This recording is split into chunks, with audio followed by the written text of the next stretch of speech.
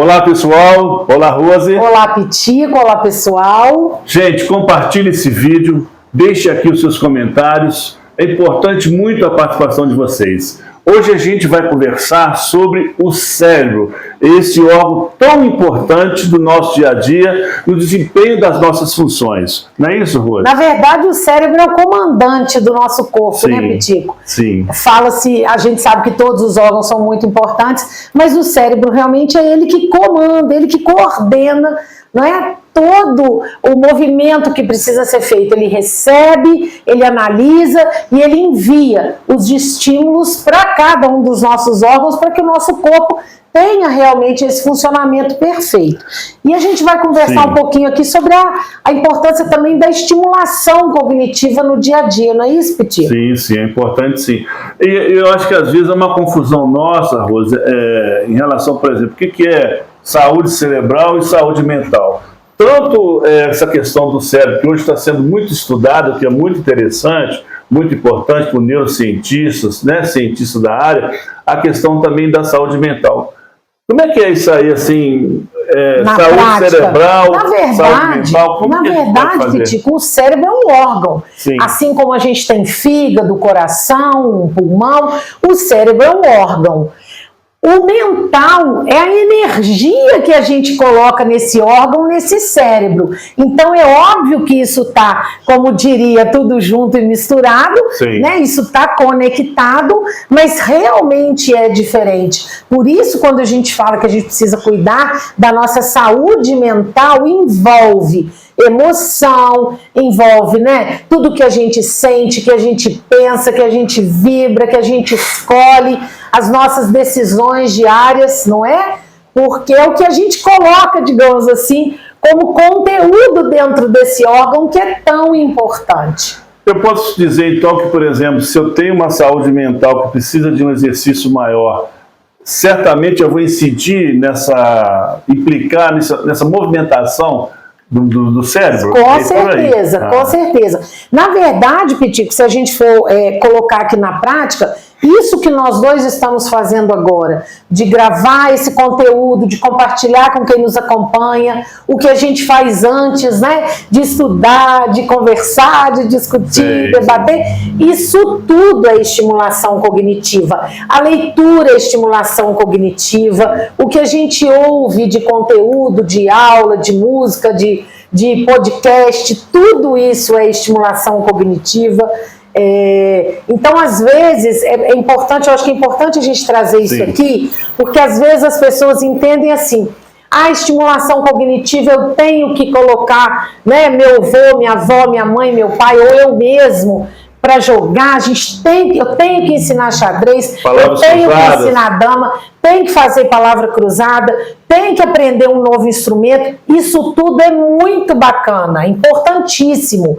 Mas também é bacana conversar, dançar, ouvir música, ajudar a lavar uma louça. Às vezes tem uma pessoa idosa, Pitico, com declínio cognitivo, às vezes nem é tão leve, às vezes é mais moderado. Essa pessoa pode ajudar a organizar, você vai lavar a louça, essa pessoa vai te ajudar na hora de tampar as vasilhas, colocar em ordem no armário, organizar uma gaveta de talher, de roupa, ajudar a fazer um bolo, porque outro dia uma amiga me perguntou, Rose, mas a minha mãe já tem um comprometimento mental considerável, eu não sei muito bem o que eu posso colocá-la para fazer.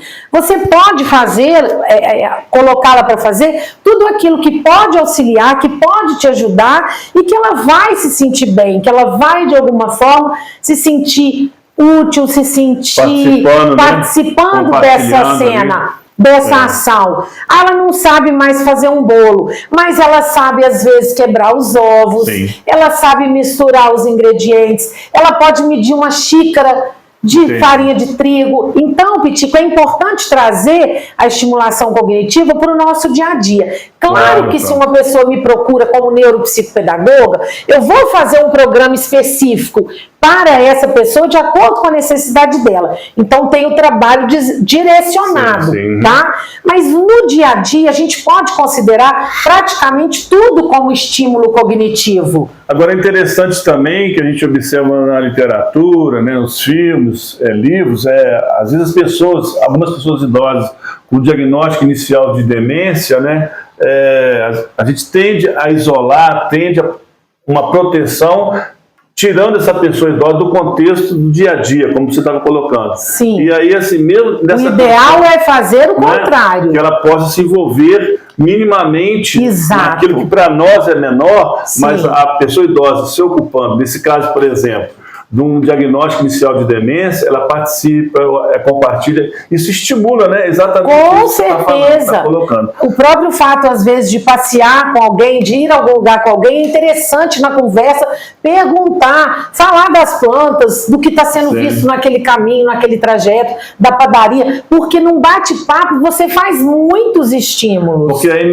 nessa composição de fortalecimento cognitivo ou reabilitação, o que a gente deseja, à luz da teoria, é exatamente estimular isso que você está falando, né, Rosa? Sim. Memória, a sociabilidade, a expressão verbal, né? Sim. A própria fortalecimento muscular no sentido de uma atividade física. Interessante. E tem uma coisa importante, Pitico, já que você tocou na memória, que tem pessoas que pensam assim, gente, eu estou com um problema de memória, eu não estou me recordando muito bem das coisas, eu devo estar com algum tipo de demência. Não! Tem que pensar que para uma memória funcionar bem, essa pessoa tem que ter atenção. E hoje em dia, Pitico, com a correria que a gente vive, com a quantidade de estímulo que a gente recebe ao mesmo tempo, tem muita gente que não presta atenção no que está fazendo, não consegue ter o foco, né? E aí acha que está com milhões de problemas, e às vezes é falta de atenção. Se você coloca atenção naquilo que você está fazendo, muito provavelmente você vai conseguir fazer bem. Claro que se tiver um adoecimento, alguma lesão, algum transtorno envolvido, ou mesmo um processo demencial, é diferente. Mas no dia a dia tem muita gente desatenta, achando que está com problema de memória. Então tem que entender que são coisas diferentes, que na verdade a atenção precede aí essa questão da memória. E a própria provocação do estresse do dia a dia também, né? Claro! Dessa colocação. Agora, uma coisa também interessante, que o assunto é muito bacana, por exemplo, há ainda muito preconceito, não só nesse campo, mas em outras áreas também, de que a pessoa idosa, com a idade, ela fica, digamos assim, incapacitada de novas aprendizagens, né? Eu acho que isso não é verdade, sentido, Pitico. Né, Isso precisa ser desmistificado. Há uma capacidade de aprendizagem ao longo da vida. A ciência comprova, a neurociência comprova que a gente tem a neuroplasticidade, que é a capacidade do nosso cérebro de se reconfigurar, de se readaptar. Então a gente pode aprender coisas novas até o último dia nosso de vida. Claro que a gente tem que considerar que algumas questões, por exemplo, um aprendizado aos 80 é diferente do que aos 10. Sim. Então, às vezes, a gente precisa de um pouco mais de tempo, Sim. O nosso ritmo fica um pouquinho diferente. A resposta é diferente. Às vezes, o tipo de estímulo precisa ser outro, mas nós podemos aprender por toda a vida. Pessoal, tá aí, né, o nosso recado. Desejamos que vocês compartilhem, curtam esse vídeo. E pela atenção de vocês, mais uma vez, muito obrigado e até um próximo videocast. Muito obrigada e até lá!